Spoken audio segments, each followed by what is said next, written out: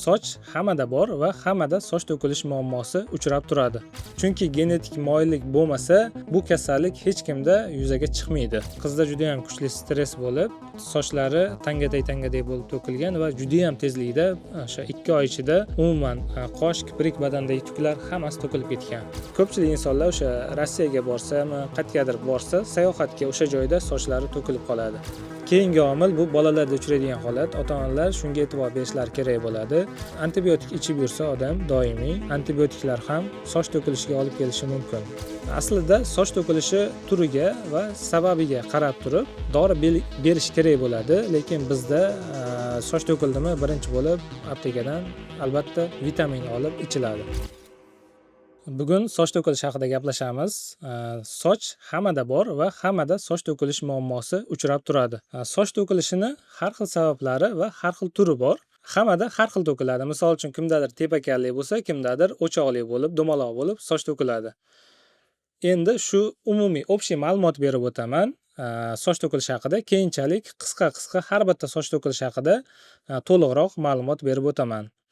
Men Qobilov Jaloliddin, trixolog, soch masalasi bo'yicha ishlayman. Soch to'kilishini bir nechta sabablarini tushuntirib o'tib ketaman. Birinchisi albatta bu gen hisoblanadi. Chunki genetik moyillik bo'lmasa, bu kasallik hech kimda yuzaga chiqmaydi. Genetik moyilligi bor insonlarda aytaylik, tepakallik bu 100% gen tomonlama o'tadi. Bu ilmiy tasdiqlangan kasallik hisoblanadi. Endi boshqa kasalliklar ham uchraydi. U genda moyillik bo'lib, qo'shimcha qanaqadir omillar ta'sir qilsagina paydo bo'ladi. Ikkinchisi bu stress hisoblanadi. Stress bu o'sha gendagi bor kasallikni yuzaga chiqarib beradigan eng katta omillardan bittasi. Ya'ni har bitta kasallikda deyarli 50%, 60% gen stressni sabab qilib ko'rsatish mumkin. Stress qachonki aytaylik, kimdir avariya, kimdadir kuchli qo'rqib ketadi, kimdadir doimiy, misol oilasida yoki ish joyida doimiy kelishmovchiliklar, shular hisobiga odamda bora-bora o'sha stress ko'payib boradi. Natijada o'sha odamda ma'lum bir vaqtga kelib shu kasallik paydo bo'ladi. Buni aytib o'tib ketayotgan joyimki, ko'pchilik misol 10 yil bitta joyda ishlaydi, doimiy stressdaman, nimaga endi to'kildi deyiladi. Misol kosaga o'sha suv tomchilab ma'lum bir vaqtdan keyin u to'lib toshadi. Kasallik ham xuddi shunaqa. Ma'lum bir vaqtga kelib kasallik o'zini ko'rsatadi. Bitta qiz bemor Xorazmdan kelgan. 2 oy avval otasi olamdan o'tib qolgan va qizda juda ham kuchli stress bo'lib, sochlari tangaday bo'lib to'kilgan va juda ham tezlikda o'sha 2 oy ichida umuman qosh, kiprik, badandagi tuklar hammasi to'kilib ketgan. Bu albatta bu yerda ichki organlar hammasi tekshirilgan, hammasi yaxshi. Asosiy sabab stress hisobiga yuzaga chiqqan. Kichkina 3-4 yosh bola ota-onasi olib kelyapti. Ota-onasi yosh endi. Kuchuk olib kelib bergan, kichkinagina. Kuchukni o'sha bola qo'rqqan, lekin otasi o'sha hazillashib kuchukni bolani oldiga otib yuborgan. Shu payt bola juda ham qo'rqib ketgan va qotib qolgan. Shundan keyin bir hafta 10 kun o'tar o'tmas bolada o'choqli soch to'kilishi boshlangan. Endi agar shu paytda shunaqa stressli holat bo'lmaganda, balki bolada umuman o'choqli soch to'kilishi paydo bo'lmasdi. Uchinchi omil bu tashqi muhit. Tashqi muhit deganda bo'ladi bemorlar, misol Rossiyaga yoki Koreyaga qayergadir borib ishlaydiganlar bo'ladi yoki oddiy o'zimizda armiyaga boradiganlar. Boshqa muhitga tushadi inson. Boshqa muhitga tushgandan keyin ba'zilar ko'nikib ketishi juda yaxshi bo'ladi, ba'zilarda ko'nikib ketish juda ham yomon bo'ladi. Shuni hisobiga organizm o'ziga sezilmasa ham hujayralari ma'lum bir darajada stress oladi. Shuni hisobiga ham ko'pchilik insonlar o'sha Rossiyaga borsami, qayergadir borsa, sayohatga o'sha joyda sochlari to'kilib qoladi. Bu ham ko'p uchraydigan holatlardan bittasi hisoblanadi. Keyingi omil bu rejim. Ya'ni uyqu rejimi, misol uyqu rejimi ko'pchilik kechasi ishlaydi, kunduzi uxlaydi. Bu ham katta omillardan bittasi hisoblanadi, chunki kechasi 11-12 dan keyin uxlash moddalar almashinuv hammasini joyiga qo'yadi. Bundan tashqari gormonlar o'zini gormonlari bor, gormonlar ishlab chiqariladi va organizmda o'sha dam olish va ishlash bosqichi o'rtasida munosabat odamda o'zgarib ketadi. Shuni hisobiga ham sochda umuman olganda hujayralar juda ham tez bo'linib ko'payib turadi.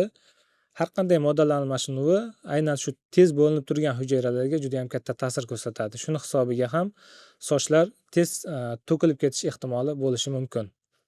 Keyingi omil bu oshqozon ichagida muammo borlar. Bunaqa holatlarda ko'proq vitamin yetishmasligi bilan soch to'kilish kuzatiladi. Aytaylik, hozirgi kunda eng ko'p uchrayib turgan operatsiyalardan bittasi bu oshqozonni kichraytirish operatsiyasi. Aynan shunday bemorlar juda ham ko'p ko'rikka kelishadi. Operatsiyadan keyin ham o'zi vrachlar bunday bemorlarga B kompleks vitaminlar o'zi yozib beradi. Shunda ham soch to'kilish kuzatiladi. Sababiki o'sha oshqozonda aynan misol B kompleks vitaminlarni qabul qiladigan qismi, o'zlashtiradigan qismi olib tashlanadi. Shuni hisobiga ham soch to'kilishiga ta'sir qiladi. Bundan tashqari o'sha operatsiyadan keyin nafaqat B vitamin, balki vitamin D, kalsiy va temir moddalari yetishmovchiligi ham kuzatiladi. Shuni hisobiga hamki soch to'kilish ko'p kuzatilishi mumkin. Keyingi omil bu bolalarda uchraydigan holat. Ota-onalar shunga e'tibor berishlari kerak bo'ladi. Bolalarda allergik holat, bu atopik dermatit deyiladi. Yosh bolalarda yuzlariga har xil toshmalar toshishi, chaqaloqligida boshiga misol yog'lanib, qotib qolishi, bu ham bir kasallik hisoblanadi.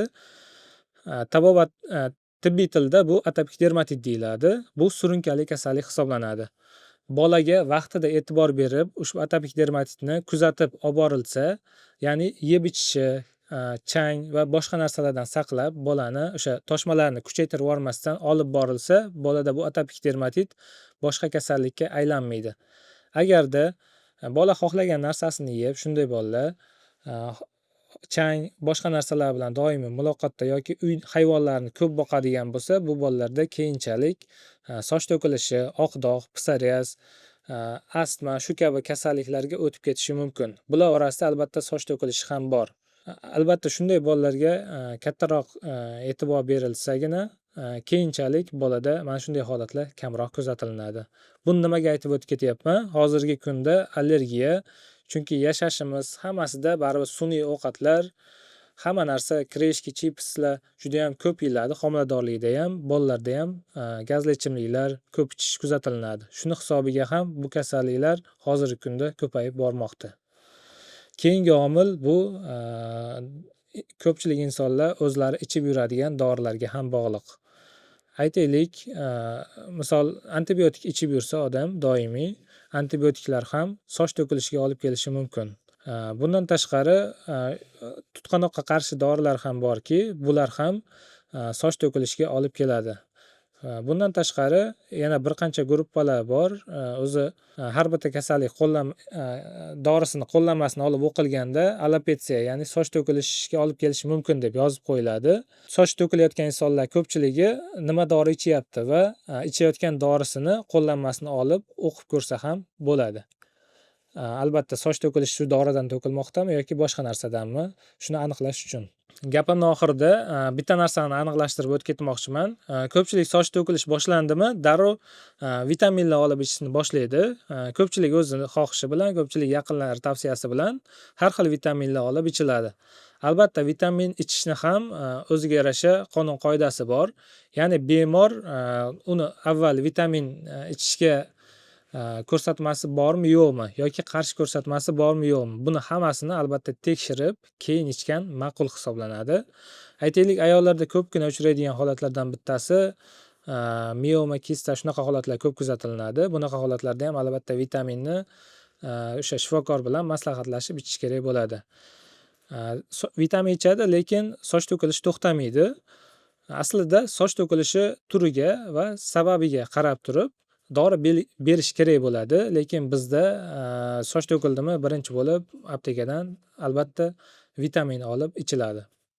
Albatta bunaqa holatda shifokorga borib, shifokor tavsiyasi bilan kerakli dorini olib ichsagina yaxshi foyda qiladi.